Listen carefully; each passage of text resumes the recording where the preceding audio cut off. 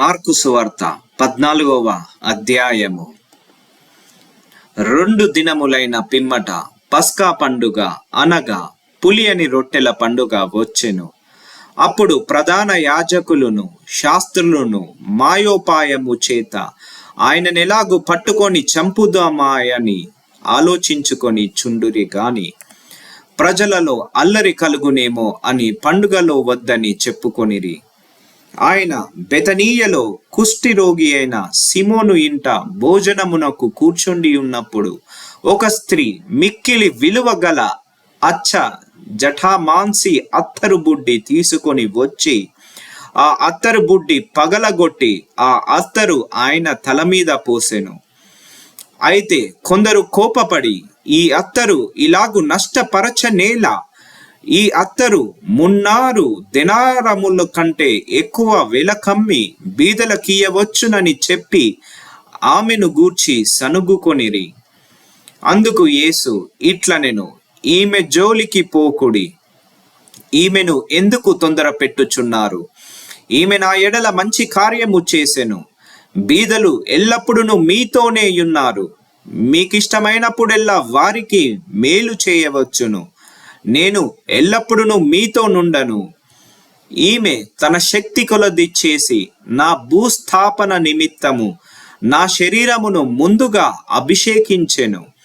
సర్వలోకములో ఎక్కడ ఈ సువార్త ప్రకటింపబడునో అక్కడ ఈమె చేసినదియు జ్ఞాపకార్థకముగా ప్రశంసింపబడునని మీతో నిశ్చయముగా చెప్పుచున్నాను. నేను 12 మందిలోనొకడు ఇస్కరియోతు యూదా ప్రధాన యాజకుల చేతికి ఆయనను అప్పగింపవలెనని వారి యొద్దకు పోగా వారు విని సంతోషించి వానికి ద్రవ్యమిత్తునని వాగ్దానము చేసిరి గనుక వాడు ఆయనను అప్పగించుటకు తగిన సమయము కనిపెట్టుచుండెను.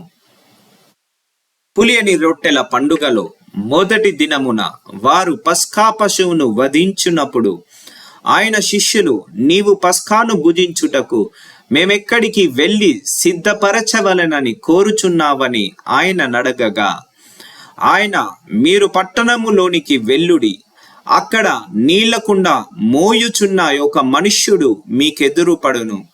వాని వెంటబోయి వాడు ఎక్కడ ప్రవేశించునో ఆ ఇంటి యజమానుని చూచి, నేను నా శిష్యులతో కూడా పస్కాను భుజించుటకు నా విడిది గది ఎక్కడనని బోధకుడడగగా అడుగుచున్నాడని చెప్పుడి.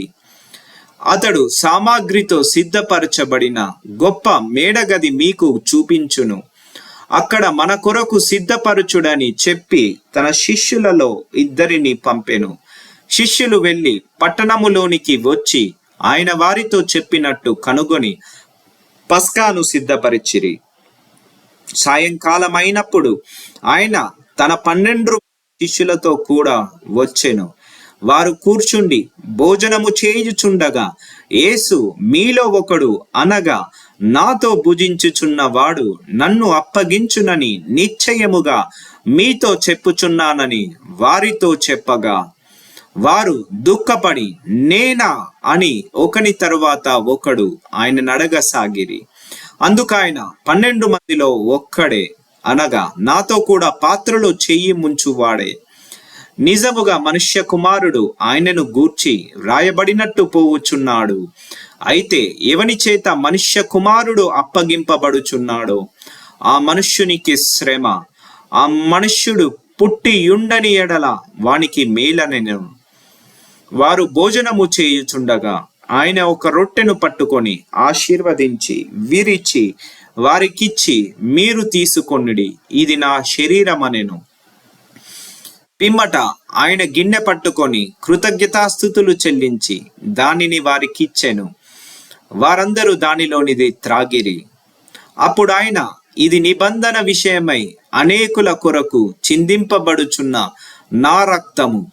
నేను దేవుని రాజ్యములో ద్రాక్షారసము కొత్తదిగా త్రాగు దినము వరకు ఇకను దానిని త్రాగనని మీతో నిశ్చయముగా చెప్పుచున్నానెను. అంతటా వారు కీర్తన పాడి ఒలీవల కొండకు వెళ్ళిరి. అప్పుడు యేసు వారిని చూచి, మీరందరూ అభ్యంతర పడెదరు, గొర్రెల కాపరిని కొట్టుదును, గొర్రెలు చెదిరిపోవును అని రాయబడి ఉన్నది గదా. అయితే నేను లేచిన తరువాత మీకంటే ముందుగా గలిలయలోనికి వెళ్ళెదనెను. అందుకు పేతురు, అందరూ అభ్యంతరపడినను నేను అభ్యంతరపడనని ఆయనతో చెప్పగా, యేసు అతనిని చూచి, నేటి రాత్రి కోడి 2 మారులు కూయక మునుపే నీవు నన్ను ఎరుగనని ముమ్మారు చెప్పదవని నీతో నిశ్చయముగా చెప్పుచున్నానెను. అతడు మరి ఖండితముగా, నేను నీతో కూడా చావవలసి వచ్చినను నిన్ను ఎరుగనని చెప్పనెను. అట్లు వారందరనిది.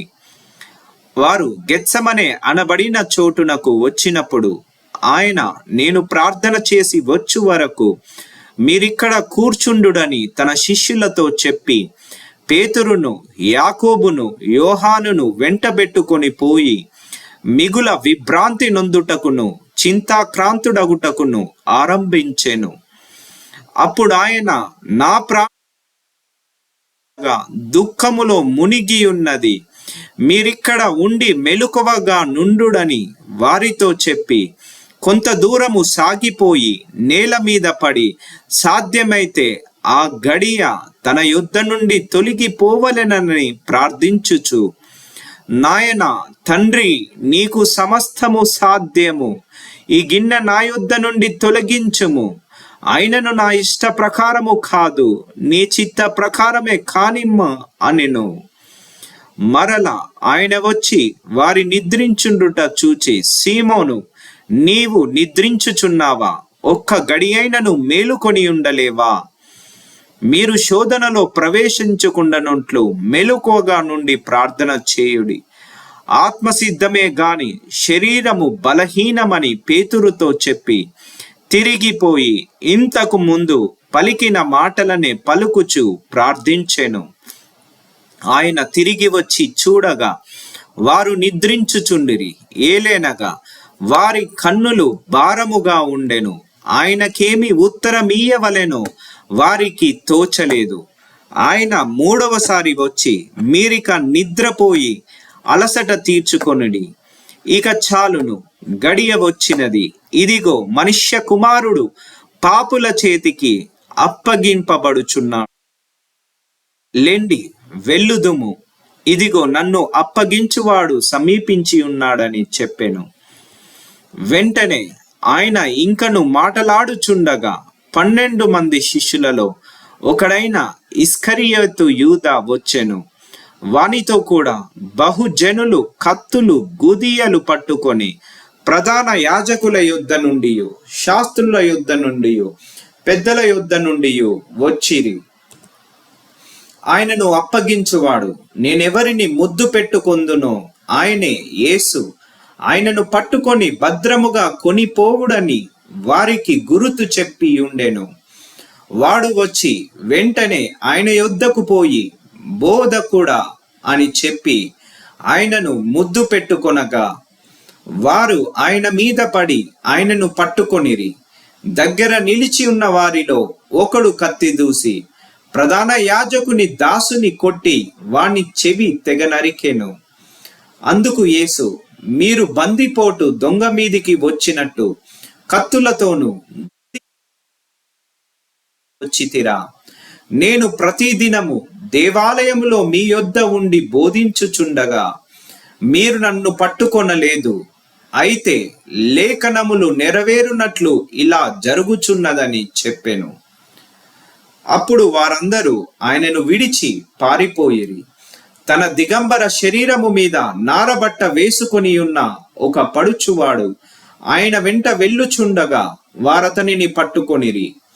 అతడు నారబట్ట దిగంబరుడై పారిపోయెను. వారు యేసును ప్రధాన యాజకుని యొద్దకు తీసుకొని పోయిరి. ప్రధాన యాజకులు, పెద్దలు, శాస్త్రులు అందరును అతనితో కూడా వచ్చిరి. పేతురు ప్రధాన యాజకుని ఇంటి ముంగిటి వరకు దూరము నుండి ఆయన వెంట పోయి బంట్రౌతులతో కూడా కూర్చుండి మంట యొద్ద చలి కాచుకొనుచుండెను. ప్రధాన యాజకులను, మహాసభ వారందరూ యేసును చంపింపవలెనని ఆయన మీద సాక్ష్యము వెతికిరి గాని ఏమీయు వారికి దొరకలేదు. అనేకులు ఆయన మీద అబద్ధ సాక్ష్యము పలికినను వారి సాక్ష్యములు ఒకదానికి ఒకటి సరిపడలేదు. అప్పుడు కొందరు లేచి చేతి పని అయిన ఈ దేవాలయమును పడగొట్టి 3 దినములలో చేత పని కాని మరి ఒక దేవాలయమును నేను కట్టుదునని వీడు చెప్పుచుండగా వింటిమని ఆయన మీద అబద్ధ సాక్ష్యము చెప్పిరి. గాని అలాగైనను వీరు సాక్ష్యమును సరిపడలేదు. ప్రధాన యాజకుడు వారి మధ్యను లేచి నిలిచి, ఉత్తరమేమియు చెప్పవా? వీరు నీ మీద పలుకుచున్న సాక్ష్యమేమని యేసునడిగెను. అయితే ఆయన ఉత్తరమేమియు చెప్పక ఊరుకుండెను. తిరిగి ప్రధాన యాజకుడు, పరమాత్ముని కుమారుడవైన క్రీస్తువు నీవేనా అని ఆయన నడగగా, యేసు, అవును నేనే. మీరు మనుష్య కుమారుడు సర్వశక్తిమంతుని కుడి పార్శ్వమున కూర్చుండుటయు ఆకాశ మేఘారూఢుడై వచ్చుటయు చూచెదరని చెప్పెను. ప్రధాన యాజకుడు తన వస్త్రములు చింపుకొని, మనకు ఇక సాక్షులతో పని ఏమి? ఈ దేవదూషణ మీరు విన్నారు కారా? మీకేమి తోచుచున్నదని అడగగా, వారందరూ మరణమునకు పాత్రుడని ఆయన మీద నేరస్థాపన చేసిరి. కొందరు ఆయన మీద ఉమ్మి వేసి ఆయన ముఖమునకు ముసుగు వేసి ఆయనను గుద్దుచు ప్రవచింపుమని ఆయనతో చెప్పసాగిరి. బంట్రోతులను ఆయనను అరచేతులతో కొట్టి పట్టుకొనిరి. పేతురు ముంగిట క్రింది భాగములో ఉండగా ప్రధాన యాజకుని పనికెత్తలలో ఒకటి వచ్చి పేతురు చలి కాచుకొనుట చూచెను. అతనిని నిధానించి చూచి, నీవును నజరేయుడగు ఆ యేసుతో కూడా ఉండిన వాడవు కావా అనెను. అందుకతడు, ఆయన ఎవడో నేనెరుగను, నీవు చెప్పినది నాకు బోధపడలేని చెప్పి నడవలోనికి వెళ్ళెను. అంతటా కోడి కూసెను. ఆ పనికత్తె అతనిని చూచి, వీడు వారిలో ఒకడని దగ్గర నిలిచి ఉన్న వారితో మరలా చెప్పసాగెను. అతడు మరల నేను కాననెను. కొంతసేపైన తర్వాత దగ్గర నిలిచి ఉన్న వారు మరల పేతురును చూచి, నిజముగా నీవు వారిలో ఒకడవు, నీవు గలిలీయుడవు గదా అనిరి. అందుకతడు, మీరు చెప్పుచున్న మనుషుని నేనెరుగనని చెప్పి శపించుకొనుటకును ఒట్టు బెట్టుకొనుటకును మొదలు పెట్టెను. వెంటనే 2వ మారు కోడి కూసెను గనుక కోడి 2 మారులు కూయక మునుపు, నీవు నన్ను ఎరుగనని ముమ్మారు చెప్పదవని యేసు తనతో చెప్పిన మాట పేతురు జ్ఞాపకమునకు తెచ్చుకొని తలపోయుచు ఏడ్చెను.